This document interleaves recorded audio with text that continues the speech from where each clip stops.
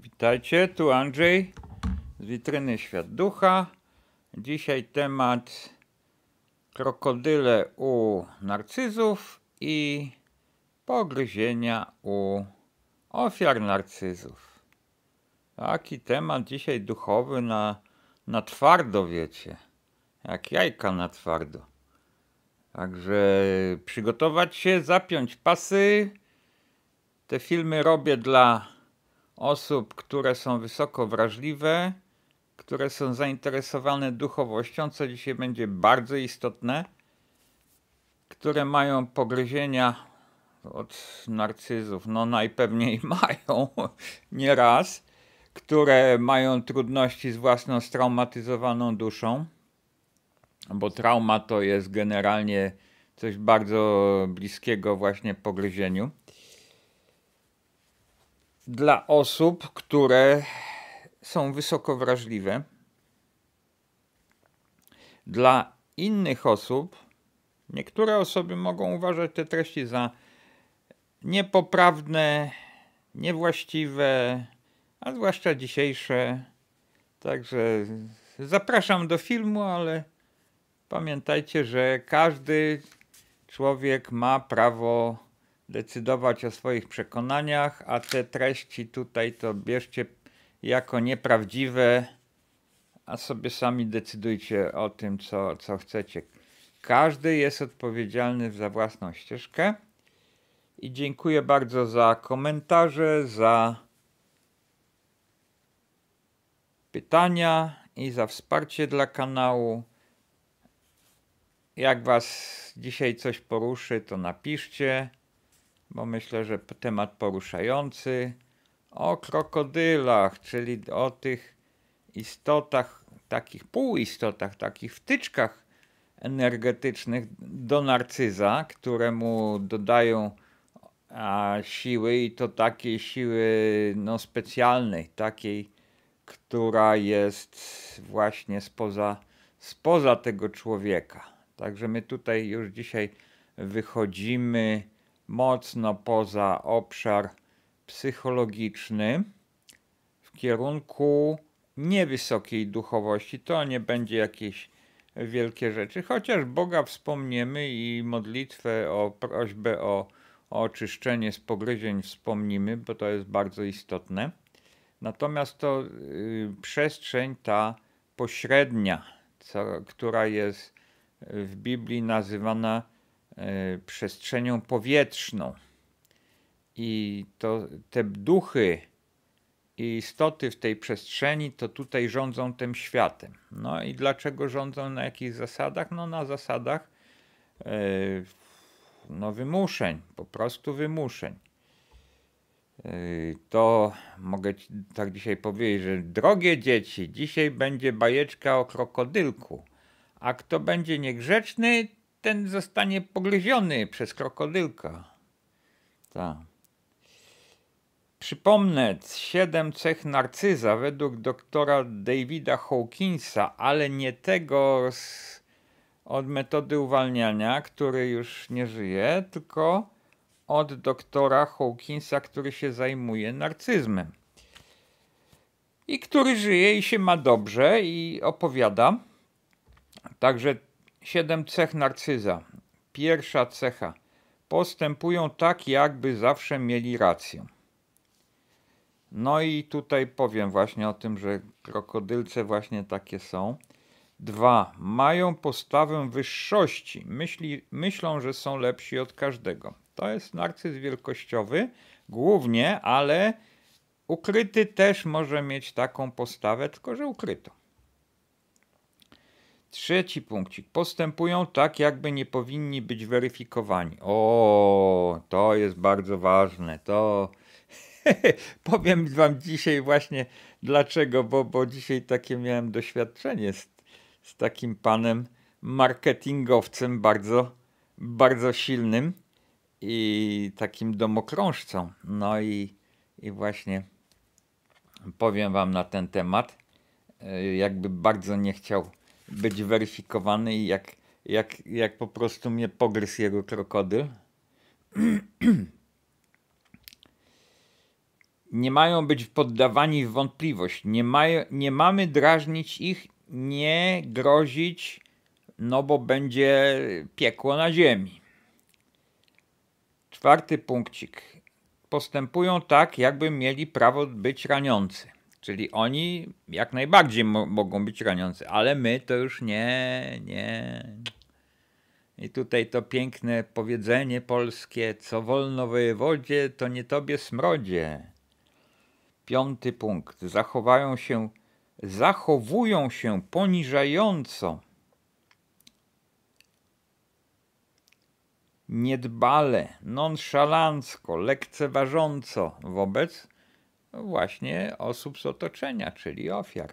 Te cechy nie wszystkie muszą występować, albo nie muszą być w dużym nasileniu, natomiast mogą być ukryte tak taktycznie, wiecie, że taktycznie tutaj coś zagra, bo narcyz jest wspaniałym graczem, jak chce, to normalnie aktor pierwsza klasa. Ale kiedy nie musi się starać, to bardzo nie lubi się starać, bardzo jest leniwy po prostu i kiedy nie potrzeba, to po prostu ma wywalone i leci po całości i tam się nie przejmuje, że komuś coś powie. On po prostu jest sobą, tak? I wtedy bardzo łatwo go rozpoznać zresztą, po tych cechach, co tutaj jest. 6. Zachowują się, jakby nie potrzebowali słyszeć tego, czego nie chcą słyszeć. Czyli nie mają odpowiedzialności i nie mają chęci brać odpowiedzialności. Także to są po prostu takie gnidy życiowe. Tak jak w Janosiku było powiedziane, ty gnido dworska. To jest cytat z Janosika. 7. Zachowują się, jakby byli specjalni, wyjątkowi. No oczywiście, no bo wiecie, to jest panisko, tak? No po części jest to coś, ponieważ to mają wtyczki właśnie takie czy inne czy zasilanie od wyższych sił duchowych. A wyższe siły duchowe, no to są wysokie wibracje jednak, co by nie powiedzieć.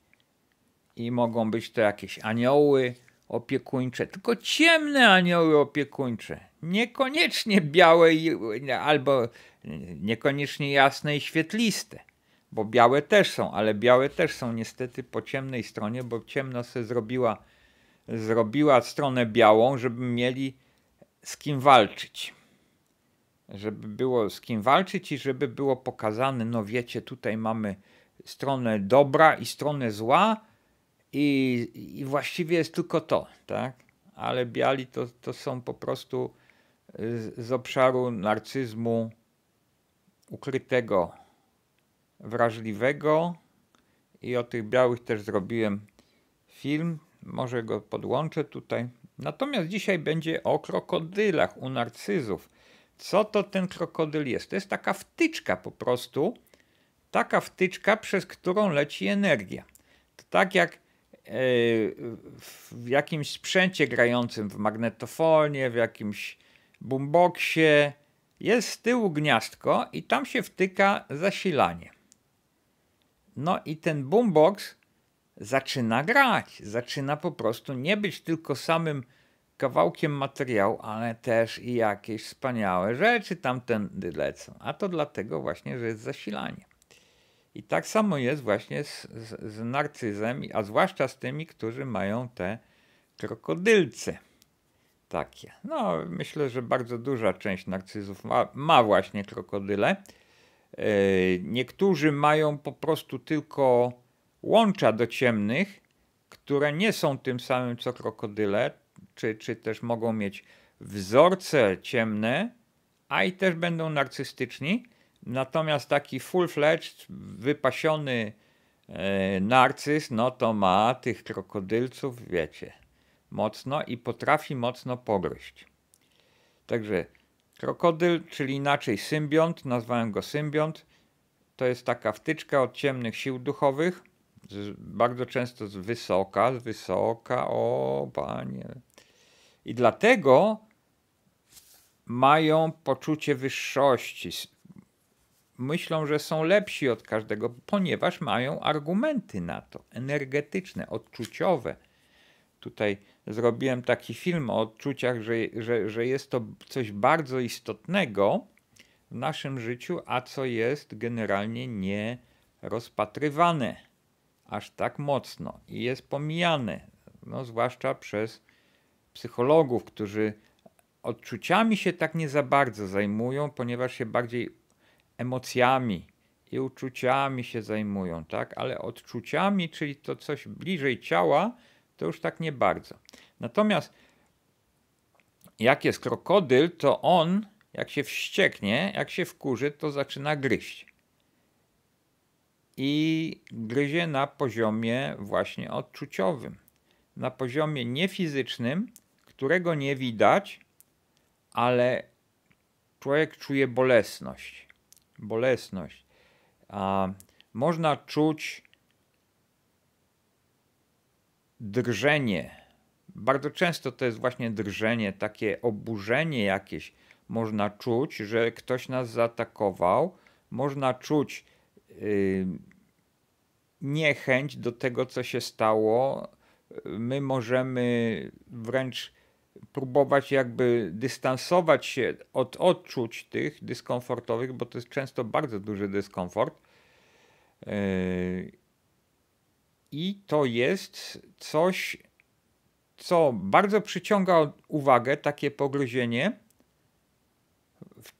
w ciele, na różnych tam ciałach subtelnych, bo to nie jest na fizycznym ciele pogryzienie, tylko to jest w odczuciach.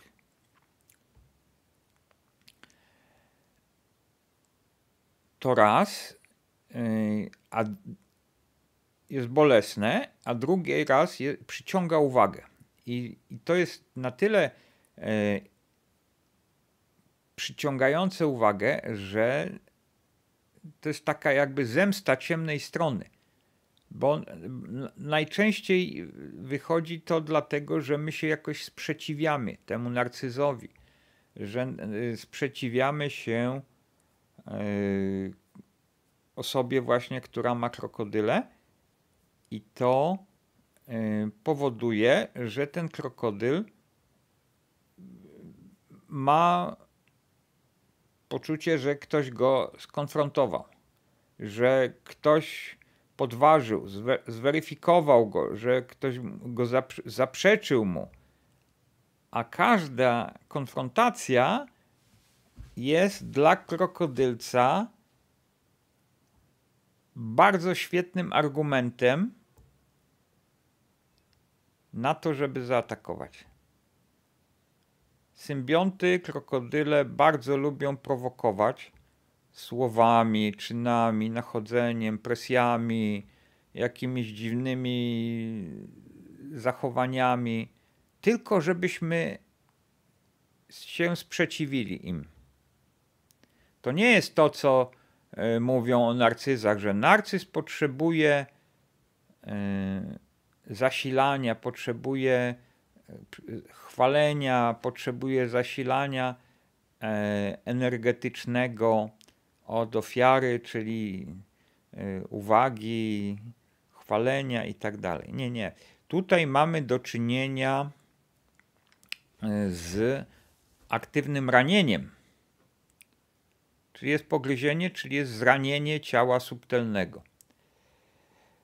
O tym na moim blogu, na witrynie Świat Ducha, adres tego jest w karcie informacyjnej kanału, jest adres tego bloga, jest bardzo dużo różnych tekstów na temat samych krokodyli, jak się je dzieli. Ja tutaj nie będę tak specjalnie o tym mówił. Co to są te pogryzienie, kto to ma, w jaki sposób się to objawia, to tam dokładnie wszystko można poczytać. Ja tutaj tylko będę mówić tak ogólnikowo, można powiedzieć, żeby was zapoznać. Także mamy krokodylca, mamy zwykle u narcyza właśnie, albo u socjopaty, u psychopaty, jakichś tam zaburzeńców, toksyków, ale takich aktywnych właśnie. To oni to mają. No to dzisiaj powiem wam, jak dzisiaj było, że przyszedł dzisiaj jakiś taki pan, który taki no dosyć potężnej postury, trzeba mu przyznać, i z taką nieznoszącą sprzeciwu pewnością zaczął mnie wypytywać. Taki marketingowiec, domokrążca. A to, a tamto, a czy to, a czy tamto, no ja go trochę, tak szczerze powiedzieć, wpuściłem w maliny. Nie odpowiadałem mu na pytania, tylko ja sam próbowałem też zadawać mu pytania, co go zaczęło wkurzać. Bo moja dusza z kolei jest trochę przesterowana na stronę białą. No i tutaj było tak, że ja oczywiście tam w środku siebie mam sporo wściekłości na osoby narcystyczne, to ja się z tego nie wyleczyłem.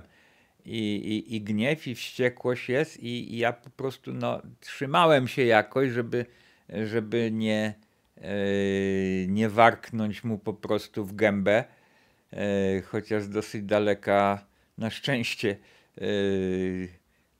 rozmawialiśmy.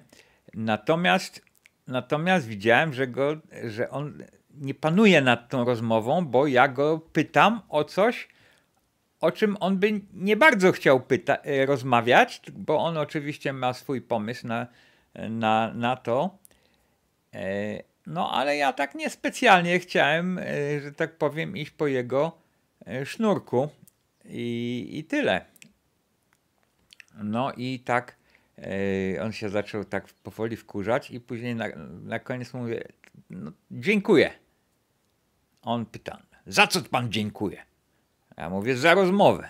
No i łup, i w tym momencie ciemni mnie rąbnęli tym pogryzieniem od krokodylca, no bo oczywiście się sprzeciwiłem ich wysłannikowi i byłem, wiecie, podrażniłem bestię, zrobiłem coś, czego robić nie wolno, prawda? No tak. I dostałem pogryzienie. I jak to odczuwałem? Jako drżenie w ciele, ale to nie tylko, to nie chodzi o to, że przyczyną było to, że się źle czułem w ciele, tylko że energie w ciele zostały mocno zaburzone właśnie przez to coś, co nazywam pogryzieniem. Ja zresztą tutaj, jak ta owca widzicie na obrazku, to ja jak ten baran po prostu jestem czasami tak, że zwłaszcza kiedyś, jak nie wiedziałem, co to są te krokodyle, dlaczego i w ogóle, to tak myślałem sobie, że właściwie z każdym można w każdy sposób rozmawiać i coś tam. No wiadomo było, że tam byłem nauczony takiej poprawności, takiej kultury wypowiedzi, coś tam, ale byłem nauczony podporządkowania. Ja się z tego oduczam i uczę się, że ja mam też prawo do moich własnych pomysłów, chociażby na prowadzenie rozmowy. Tyle, że jeżeli mam w sobie dużo gniewu i wściekłości, no to niechybnie będzie, że będę jakoś agresywny. Tylko że moja agresja jest raczej taka pasywno-agresywna, tak? No ale jednak nadal jest to właśnie odpowiedź na prowokację narcyza, czy też na prowokację tych symbiontów. To jak to zwał, tak zwał, w każdym razie jest to odpowiedź, a tamta strona od razu uważa, że jest to sygnał do ataku, że jest to przyzwolenie, no bo przecież zostali zaatakowani, prawda? I teraz oni nie muszą słownie atakować. Ja się tam wycofałem, już go nie widziałem, ale po kulach dostałem. Po kulach, kule to są śmieszne, ale nogi, kulasy, tak? Kiedyś nawet u mojego dziadka jeszcze na wsi to kij był nazywany kulką. To jest zadziwiające, bo kulka to my rozumiemy coś okrągłego. Także po kulasach dostałem, po ciele energetycznym dostałem. No i co z tym zrobić? Bo to bardzo nieprzyjemne jest. To człowiek czuje dyskomfort duży. To jest coś bardzo podobnego właśnie do traumy. Trauma może być, to oczywiście trauma też jest wewnętrznym przeżyciem, subiektywnym. Może być relacyjna trauma, tak jak Gabor Maté mówi, że to jest trauma przez małe t, trauma relacyjna i właśnie w takich sytuacjach może być, że agresor może zrobić krzywdę relacyjną takiemu człowiekowi i tutaj właśnie na przykład ten krokodyl tutaj może zadziałać, albo po prostu sam narcyz przez to, że będzie po prostu realizował sobie bycie narcyzem. To już to samo, nie trzeba się nawet sprzeciwiać, a już sam narcyz przez swoje profanacje, deprecjacje, degradacje, poniżenia, gaslightingi, feature faking i tak dalej, victim blaming, coś tam, takie amerykańskie słowa różne, to może wszystko powodować traumę. To zależy od wrażliwości, od stanu psychicznego osoby, która z narcyzem przebywa. Jedna osoba, jak jest mało wrażliwa, to po prostu otrząśnie się albo nawet w ogóle się zastanowi, ale o co chodzi, prawda? Tam coś ktoś sobie mówi, to niech sobie mówi, nie? A osoby wysoko wrażliwe, zwłaszcza które już są straumatyzowane poprzednio, wcześniej, to będą miały właśnie kłopot. No dobrze, co z tym zrobić? Ja to robię tak, że proszę Boga i wyższe jaźnie, można zamiast wyższych jaźni to są anioły opiekuńcze oczywiście, wyższe jaźnie są to anioły opiekuńcze, anioły uzdrawiające i tak dalej, no różne są. I to jest tak, że ja proszę po pierwsze Boga i wyższe jaźnie, czy ja mogę prosić o oczyszczenie z tego pogryzienia. Jeszcze pierwsze co, to badam, na jakim poziomie są te pogryzienia. Czy to jest eteryczny, astralny, mentalny, przyczynowy, budialny, atmaniczny, ponadatmaniczny. Tutaj nie będę tego mówił. Tam na blogu możecie sobie to wszystko zobaczyć. Nie mówię, że u was to nie będzie działać. Być może, że takie ogólne powiedzenie, że proszę o oczyszczenie czy ja mogę prosić o oczyszczenie z pogryzienia? To jest pierwsze pytanie. Ja jeszcze proszę, czy ja mogę prosić o oczyszczenie z pogryzienia na przykład na konkretnym ciele, czyli na przykład na astralnym, na mentalnym. I wtedy bardzo często otrzymuję pozwolenie. Też to odczuciowo jest. To jest test kinezjologiczny, można stosować różne testy kinezjologiczne, na przykład odczucie w ciele może być takie, ogólne odczucie w ciele może być takim testem kinezjologicznym. To Mieczysław Bielak na jednym z filmów prezentował to. Bardzo proste, czy my czujemy w ciele, że możemy prosić o to, czy też nie. No i najczęściej jest, że można prosić o oczyszczenie z pogryzienia czy ogólnie, czy na danym ciele. I w takim razie proszę wyższe jaźnie i Boga o oczyszczenie z pogryzienia na poziomie, dajmy na to, astralnym.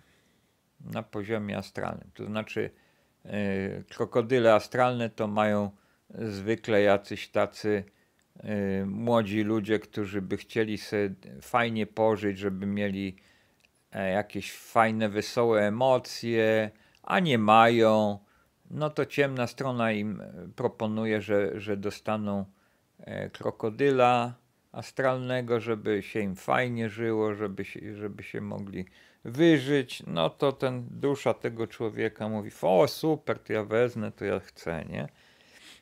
No i później jak się takiemu młodemu człowiekowi, który ma krokodyla astralnego, sprzeciwić, no to on po prostu zacznie atakować i to będzie oprócz tego, co powie, jak się zachowa, to jeszcze może właśnie być to atak energetyczny na poziomie astralnym. No i w takim razie proszę Boga i wyższe jaźnie o oczyszczenie z pogryzienia. Wy możecie próbować ogólnie, czy z pogryzienia od narcyza, od krokodyla od narcyza, a ja mówię od krokodyla już konkretnego. No i wsłuchuję się w to. Robię sobie taką medytację, taką kontemplację tego, co się dzieje, bo się łączy z Bogiem, z wyższymi jaźniami. Jeżeli ktoś nie wie, jak się łączyć, to Sławomir Majda ma ładne poradniki o tym, jak się modlić, jak się łączyć z wyższymi jaźniami i z Bogiem. I ciągle utrzymuję w umyśle prośbę: proszę Boga i wyższe jaźnie o oczyszczenie z pogryzienia. No i dajmy na to, że na tym poziomie astralnym. I wytrzymuję tą prośbę, łącząc się, kontaktując się, skupiając uwagę właśnie na Bogu i na wyższych jaźniach.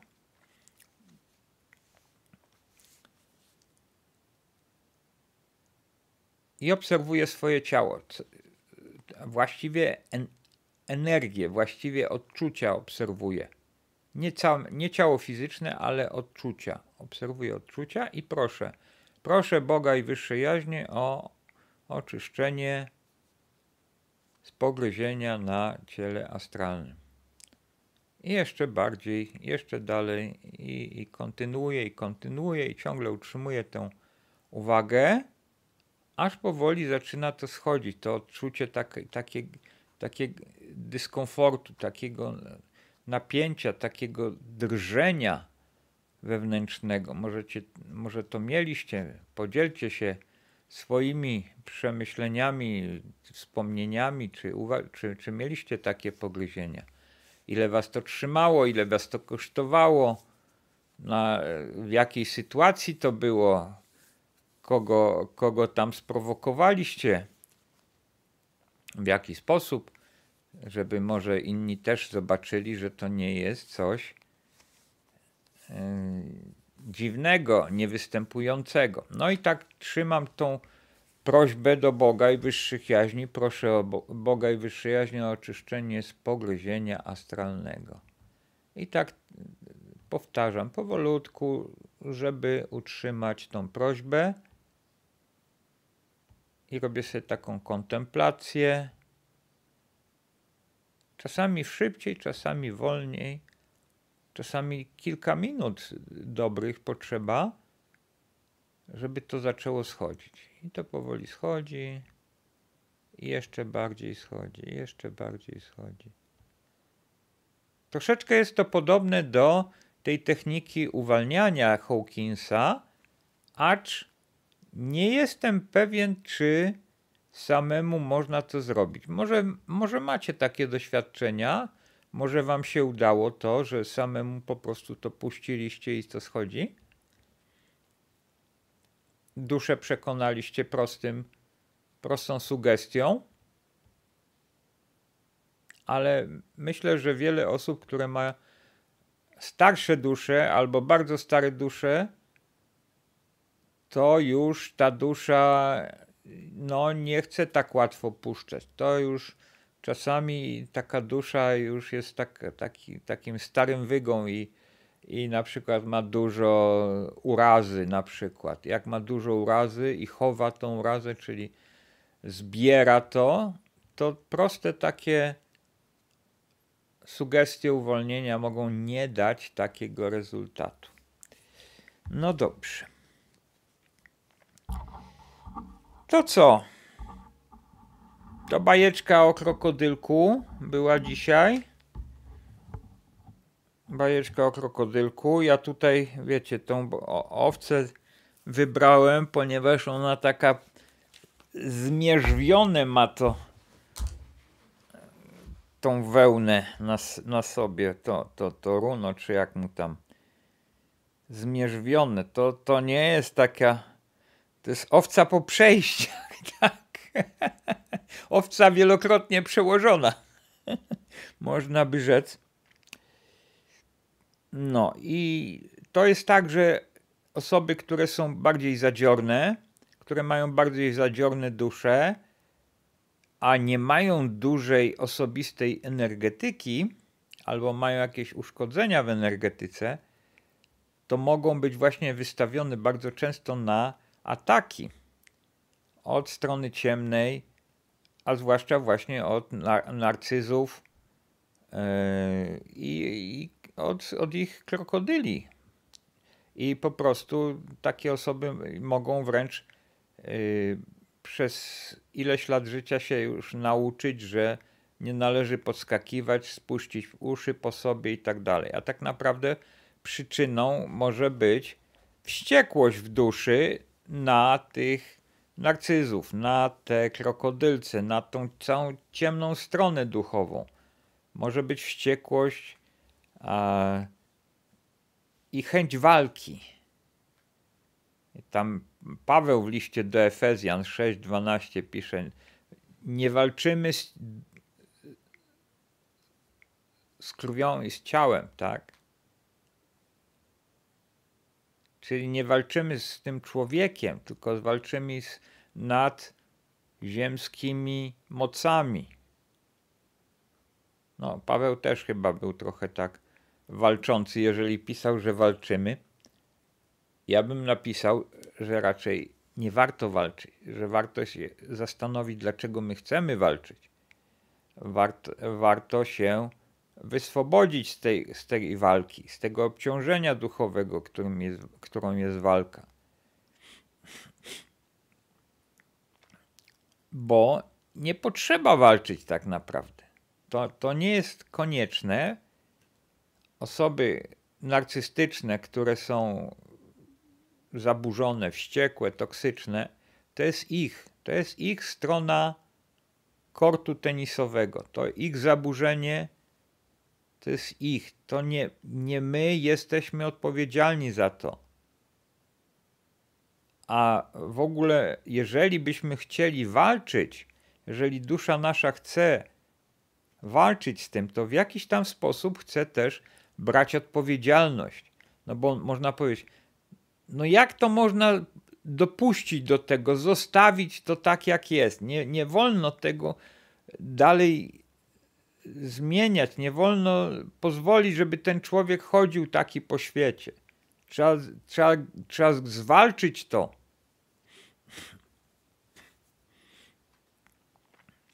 Ja myślę sobie, że warto we własnym oku sobie poszukać paprochów, niż patrzeć się na kogoś, że ktoś ma po prostu jakieś zaburzenia i próbować u niego walczyć z tym. Raczej myślę, że to potrzebujemy akceptować, pozwalać na to, żeby tamci ludzie żyli. Bo oni też mają energię życiową od Boga. Tam też jest życie od Boga. I raczej tutaj bym widział te słowa: wybaczcie im, bo nie wiedzą, co czynią. Oni są zaburzeni. Ci ludzie bardzo często działają z intencji, które dostali od ciemnych sił duchowych, od aniołów upadających. I tam po tamtej stronie jest piekło po prostu, tam w środku. I ten człowiek się gotuje jak w piekle. tej smole, co w środku ma w sobie. On by się chciał podzielić z nami. On właśnie, narcyzi zwłaszcza i inni zaburzeńcy to robią tak, że prowokują, żeby przerzucić na ofiary część swojego cierpienia. Bo wtedy się lepiej poczują, bo widzą jeżeli widzą, że ofiara ma gorzej, to mogą mówić, o jak fajnie, troszeczkę lepiej mi jest, bo widzę, że tamten jest już taki po prostu już zupełnie do niczego, tak? I tutaj krokodyle też się przydają narcyzom, ponieważ jak zaatakuje takim krokodylcem, no to ofiara od razu się może skręcać z bólu, no i po prostu w tym momencie narcyz od razu się robi jako panisko, tak, że to widzisz i po co podskakiwałeś? To było ci potrzebne, tak? No, także taka bajeczka o krokodylku dzisiaj. Mam nadzieję, że nikt nie ucierpiał podczas słuchania tej bajeczki. Mam nadzieję, że coś wam to dało, że rozszerzyło wam jakoś horyzonty, postrzeganie, zrozumienie. No i tyle. Do następnego słuchowiska. Na razie, cześć.